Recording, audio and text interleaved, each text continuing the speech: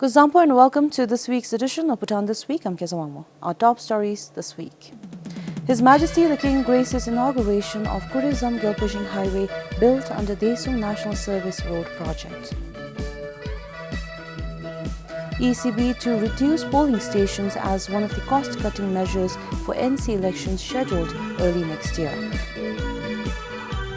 And Pali Zampa College for Astrology predicts 2023 to be a good year for farming. His Majesty the King graced the inauguration of the Kurizam Gyalpushing Highway built under the Desung National Service Road project. The inauguration ceremony was presided over by His Holiness the Chekempo. While in Gyalpushing, His Majesty also visited the Bongdema Gyalsum Academy site and granted an audience to the people working there.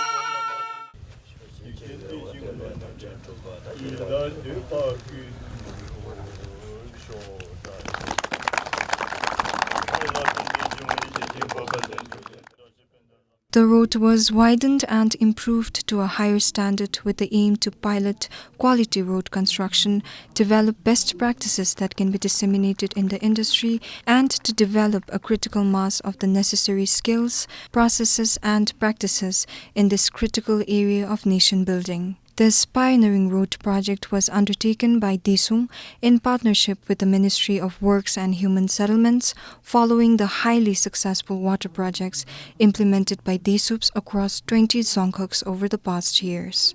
The project was designed to build capabilities of the Desups in all aspects of road construction so that they can become skilled workers, competent supervisors, effective managers, and capable contractors in the future. Before joining the road construction, I had no experience in the construction. But after joining the road construction, I gained skills on how to construct walls. In the earlier days, the foreign laborers were hired to blacktop the road, but after working in the project, I got hands-on experience on blacktopping work. Towards that end, the project recruited a road designer, a material engineer, and a project manager from a well-reputed Japanese company to train the Desups and oversee the project. The objective of the project was to benchmark the quality of Bhutanese road construction to leading international standards with adequately designed road geometry, slope protection works, drainages, cross-drainages, and proper road signs. It was also to sensitize and impart the best work culture, ethics, and professionalism to our youth. I worked as a paver operator in the project. There are not many paver operators in the country and we hired them from abroad. After undergoing training and working in the project, there is nothing Bhutanese cannot do. We learned various skills on how to handle and operate machine. The 7.3-kilometer road was built in exactly 1 year, starting from 17th December 2021. A total amount of Nitam 238 million was spent, including procurement of specialized machines, hiring of international experts, and other trainings and logistics. A total of 167 Desups were engaged in the project. 6 of them are now trained as skilled operators in specialized machines, 3 in surveying, and 13 as skilled construction workers. All of them are equipped to assist and understand general construction practices. Tashiangdan, BBS News. Starting January, the government will do away with the quota for duty-free goods for those who were entitled so far. According to a news release from the Prime Minister's office, the Cabinet made this decision after review of the practice showed that it outlived its intended purpose. Due to increasing membership over the years, it has led to loss of revenue and misuse. According to the Finance Ministry, in 2021 alone, over 108 million yetam was foregone in taxes from the duty-free entitlement. Over 1,200 individuals were entitled to and availed of the quota so far. Those with the quota can buy high-quality goods including alcohol, cosmetics as well as other non-consumable products free of taxes from the identified retail outlets. Meanwhile, the duty-free quota will be extended only to diplomats in accordance with the obligation under relevant international laws, conventions and covenants ratified by the Parliament. To address the country's growing trade deficit, the government announced that they will ban the conduct of consumer trade fair and general fairs that involves external parties and imported goods until further notice. However, the ban does not imply for thematic fair meant for promotion of local products and export-oriented products. The country hosted 5 trade fairs so far this year, which comprised mostly construction expo. Thematic fair bewachindi tai ro B2B business. For thematic fair, it can promote business dialogue, not for sale. It is to display and to exhibit different kinds of technologies and innovation. For these types of fair, we have full support. Most are consumer fairs, and which requires importing either in dollar or Indian currency. Looking at the reserve and economic position of the country is not good. On top of that, in the market, everything is available, which is why it is not necessary. As per the Bhutan trade statistics, the country recorded a trade deficit of nearly 14 billion nultrum in the third quarter of this year alone. The third quarter includes the months of July, August and September. Last year, the overall trade deficit stood at more than 32 billion nultrum. A trade deficit is an amount by which the value of a country's imports exceeds the value of its exports. During the third quarter, the country imported commodities worth more than 34 billion nultrum, including the import of electricity, while the value of exports amounted to just over 20 billion nultrum. One of the country's major imports in the third quarter included fuel, worth more than 2 billion nultrum. Meanwhile, one of the top exports included silicon, which earned the country over 4 billion nultrum in the third quarter. The top imported goods were from India, worth more than 23 billion nultrum, followed by Hong Kong. Meanwhile, the country exported most goods to India, worth more than 7 billion nultrum in the third quarter. Swingdiki for BBC News. The 3 financial banks, namely Druk Punjab National Bank, Bank of Bhutan and Bhutan National Bank, have disbursed nearly 8 billion yutam worth of education loans to more than 1,700 applicants in a month. The banks had received more than 2,400 applicants. While some are still under process, a few did not fulfill the requirements. The Royal Monetary Authority allowed commercial banks to start giving education loans last month. As of 21st December, BOB alone has disbursed close to 5 billion nutum worth of education loans to more than 1,000 applicants. From this, over 700 accessed the secured loans, while over 300 availed themselves of the unsecured loans. Similarly, BNB has disbursed about 2 billion nutum to more than 620 applicants. Likewise, the PNB has disbursed more than 123 million nutum to 37 applicants as of 22nd December. RMA has revised education loans in 2 schemes. In the secured scheme, banks can provide 5 million nutum where the applicants are required to mortgage properties equivalent to the proposed amount. In the unsecured scheme, the banks can sanction up to 3.5 million nutum without collateral. The RMA has set a loan ceiling limit for loans as 5% for unsecured loans and 10% for secured loans. This ceiling limit will be determined by financial institutions' loan portfolio. A loan portfolio is the balance of all loans that the bank has issued to individuals and entities calculated on a specific date. So different institutions with different loan portfolio might provide more or less number of loans. We have a total of 15% of our total portfolio, 5% for unsecured, 10% for secured. As of now, that 15% comes to slightly more than 6 billion. He added that the total loan portfolio will change as they move on to the next financial year. The total loan portfolio of BNB was 42 billion nutum in December last year.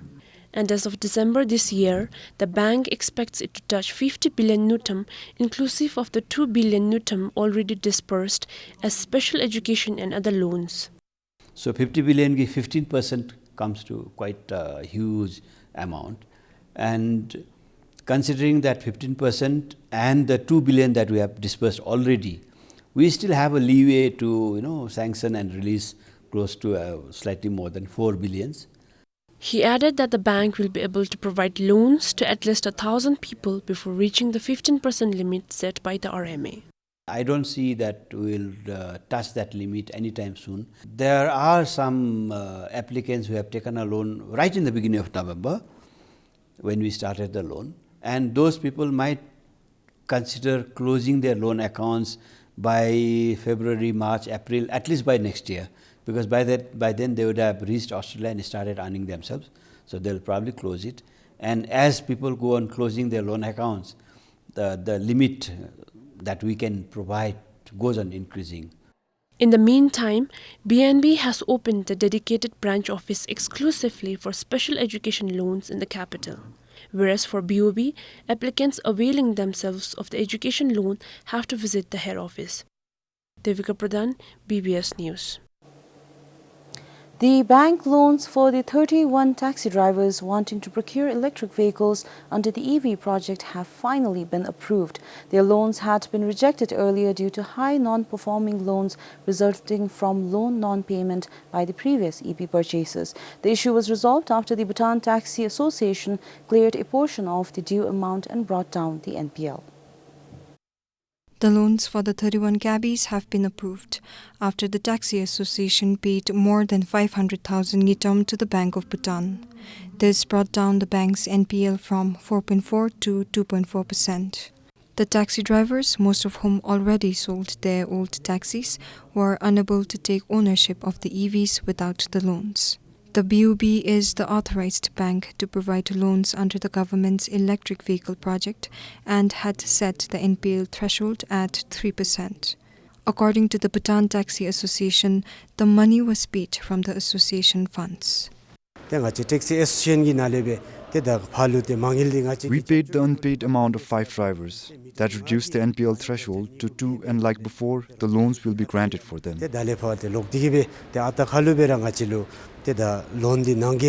He added that the 5 taxi drivers who failed to pay their loan deposits, resulting in the loans becoming non-performing, will have to pay back their dues to the association within a month, and failure to do so will result in the seizure of their EVs.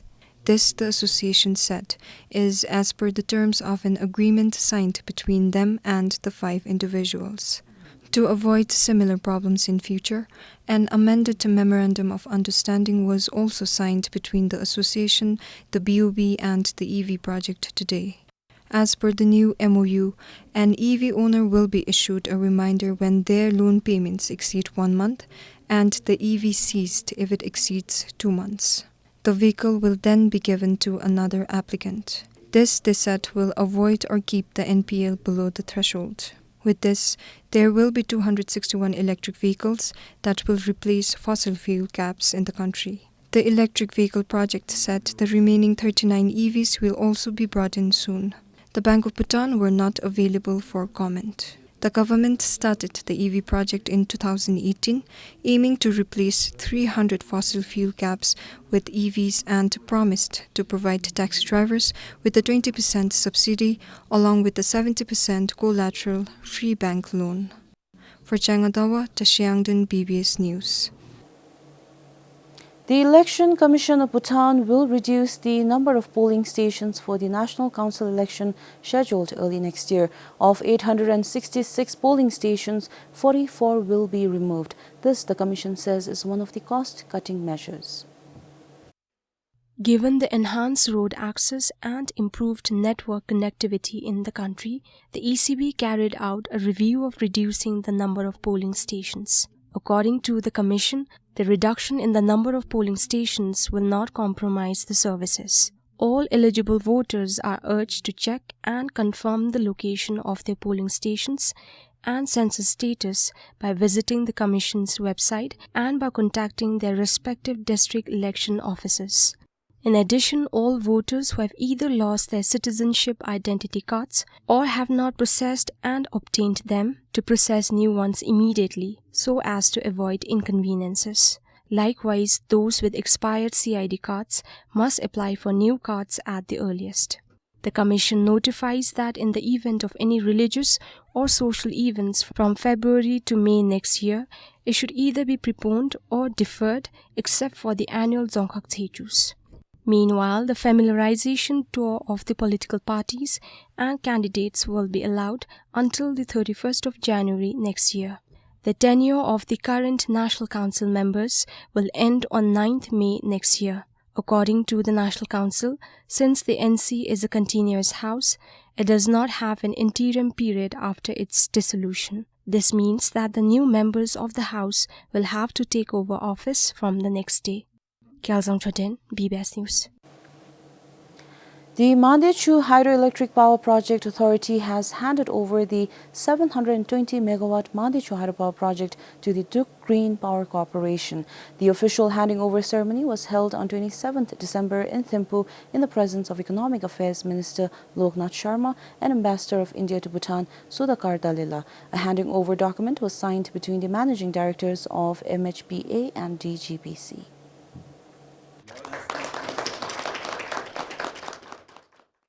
Prime Minister Dr. Lote Tshering and India's Prime Minister Narendra Modi jointly inaugurated the Mangdechu Hydroelectric Power Project in August 2019.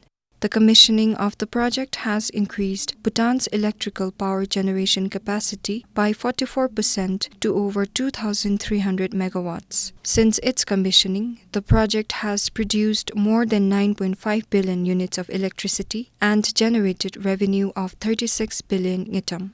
As per the officials from the Ministry of Economic Affairs, most of the electricity generated by the plant will be used to meet the country's local energy demand, and the surplus power will be exported to India at a tariff rate of a little over 4 ngitam per unit. The tariff will be increased by 10% every 5 years until the loan is repaid.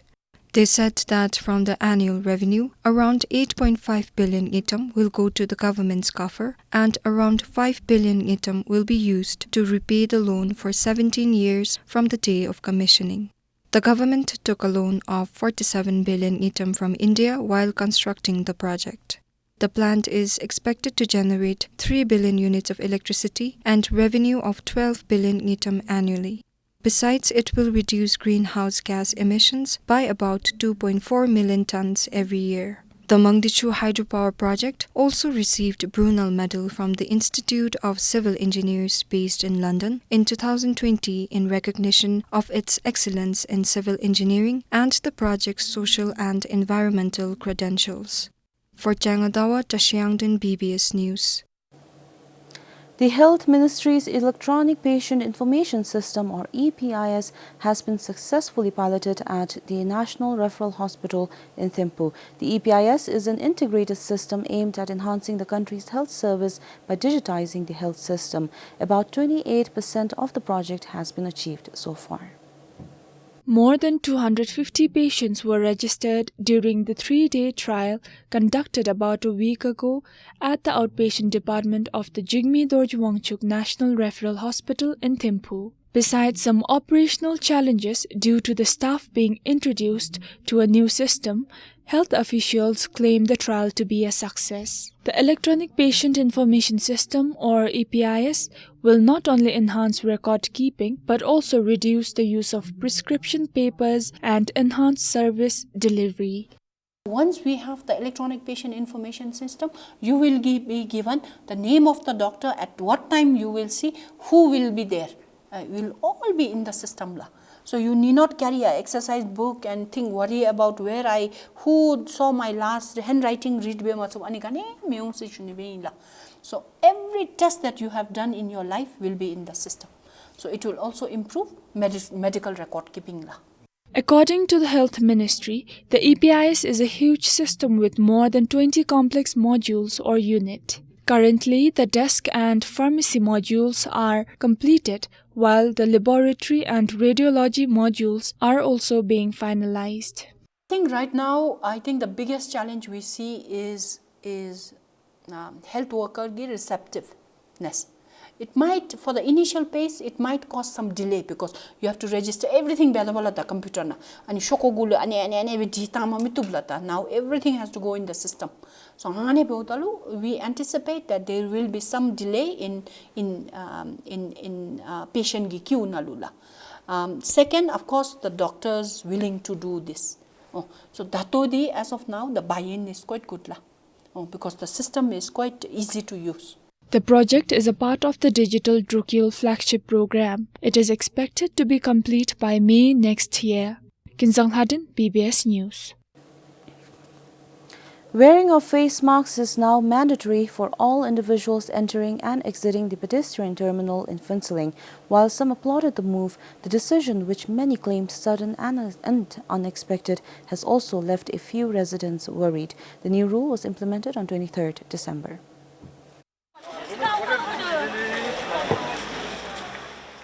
Just like any other day, hundreds of people can be seen gathering at the pedestrian terminal area in Phintsiling to visit Jaigaon for various purposes. But to their surprise, those not wearing face masks were refused entry at the terminal. There were no protocols to wear face masks compulsorily to enter Jaigaon until the day before yesterday. While some had their face masks along with them, a few made a quick visit to the nearby pawn shops to buy face masks. We are asked to wear face masks all of a sudden, and this is worrying me. I am a bit scared as well. That is why I have come here and bought a face mask to go to Jaigaon.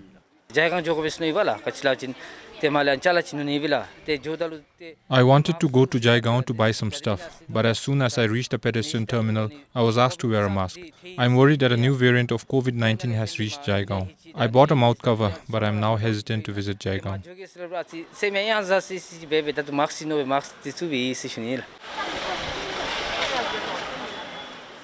Meanwhile, it is a good day for the pawn shop owners located nearby the pedestrian terminal area.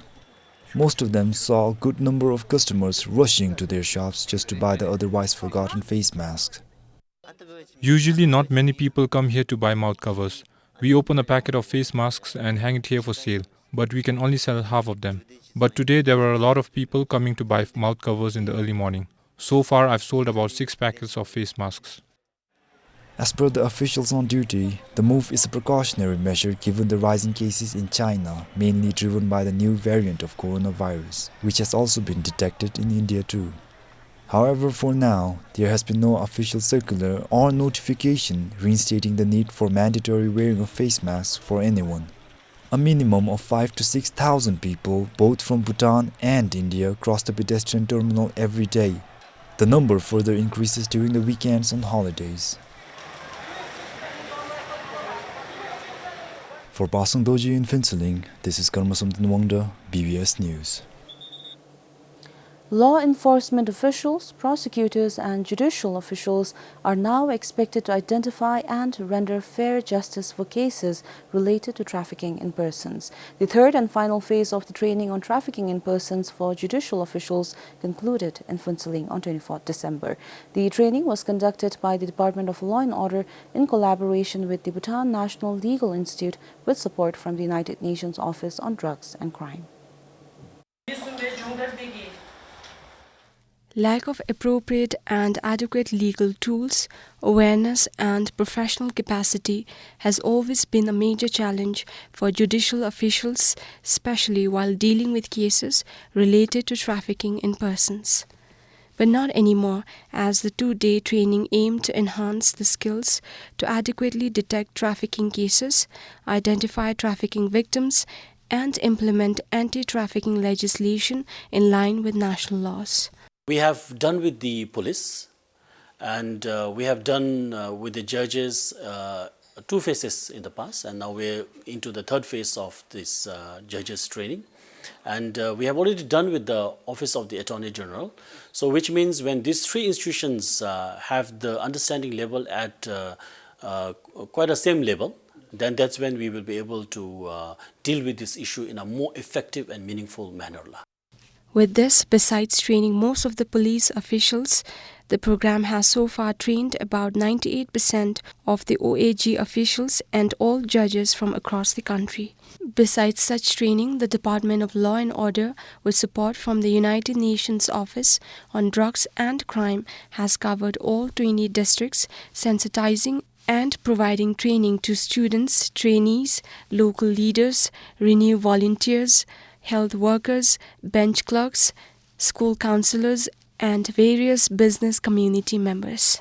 However, they believe not many people are still aware of what trafficking in persons is. Likewise, most TIP cases going unreported is becoming a serious concern. From my experience of talking to people across the country, both locally elected leaders and volunteers, I'm a bit worried that there are a lot of things that people are not aware of, firstly, and secondly, even if they are aware of it, they do not report. They do not report for two things. First, they do not just simply know where to report, and secondly, they don't want the hassle of going to the police station. As per the Department of Law and Order, since 2021, the country recorded only one TIP case so far. There could be also some cases that are going unreported. We cannot claim that there is no internal trafficking cases. There may be some internal trafficking cases which usually happen in a closed door scenario. So these are the concerns that we need to look into it.